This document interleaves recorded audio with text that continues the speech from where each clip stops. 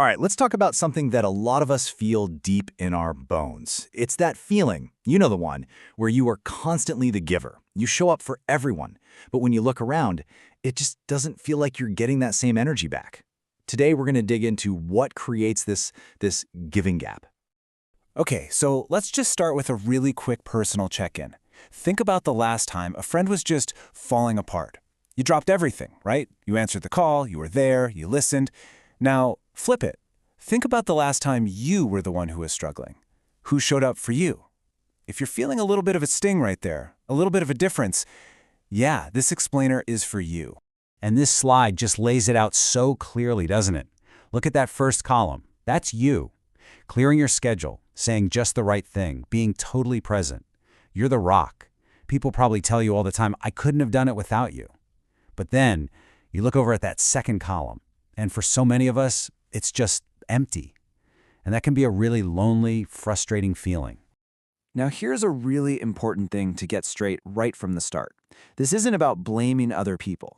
And it's definitely not about finding some magical three-step fix. Nope. What we're going to do is go way deeper.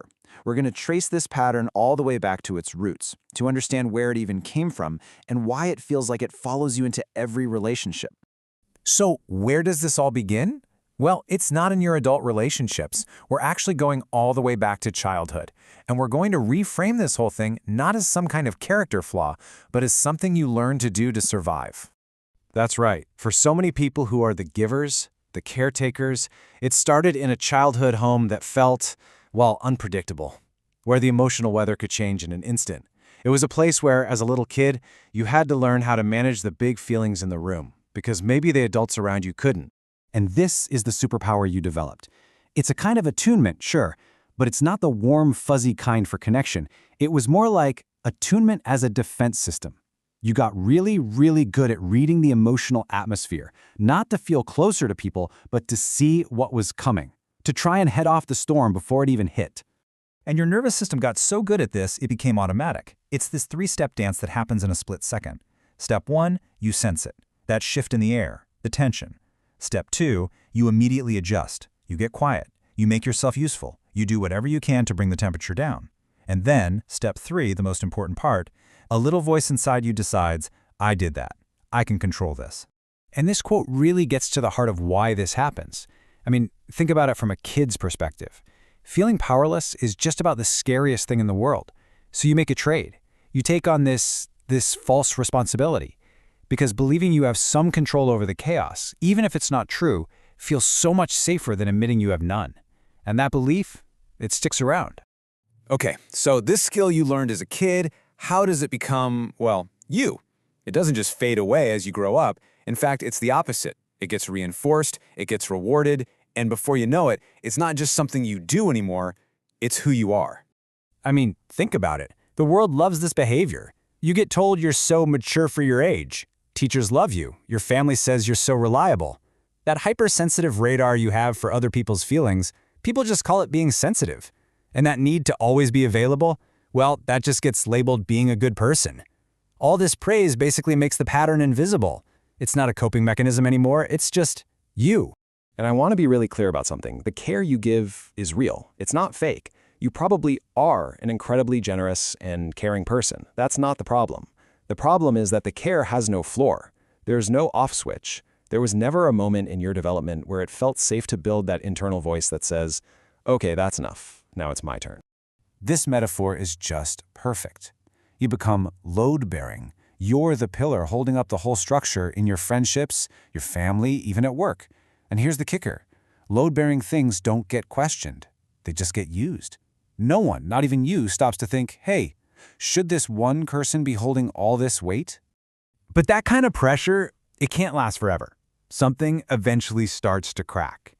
And it's usually not one big explosion. It's more like a series of quiet little heartbreaks. These small moments of realization that just start bubbling up to the surface. Maybe it happens like this. You've just spent hours, maybe on the phone or in person, just holding all of someone else's pain. You do a great job. They walk away feeling lighter. And you're left sitting there completely drained with this sudden, gut punch realization. Wow, I can't remember the last time anyone did this for me. Or maybe it's this moment. You finally do it. You set a boundary. You say no to something small. And the other person's reaction, it's not just disappointment, it's shock, it's anger. And in that moment, it becomes crystal clear. They don't see you as a person with limits. They see you as a resource that just broke. And sometimes it's not a big moment at all. It's just this slow, creeping feeling. This sense that in every room you walk into, you're putting on a show. You're playing the role of the capable one, the together one. And behind the mask is the real you, who is just so tired. A kind of bone-deep tired that sleep doesn't fix.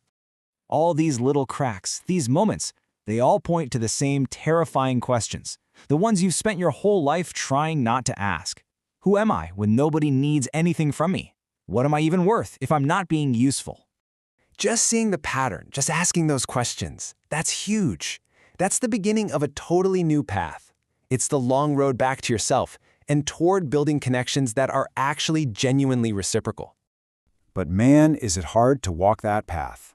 Because here's the paradox, right? The old way, the giving gap. It hurts, but it's a familiar hurt. You know the script, you know how it's going to go. This new path to something healthy, it's completely unknown. And for our nervous systems, unknown often feels way scarier than painful but predictable. And there's actually a name for this feeling. It's called change-back pressure. It's that massive wave of guilt or anxiety that hits you when you try to do something different. It's your nervous system literally screaming, "Warning, danger, go back to what you know," because it can't tell the difference between new and healthy and new and dangerous. To your brain, it's all just a threat. So, what are we even aiming for here? Well, it's about shifting from that performed connection, where you're doing all the emotional heavy lifting, to real, genuine intimacy. You know, people like Brené Brown talk about this all the time. Real connection requires vulnerability from both people. It has to be balanced. It has to feel a little bit risky for everyone involved. That's how you know it's real.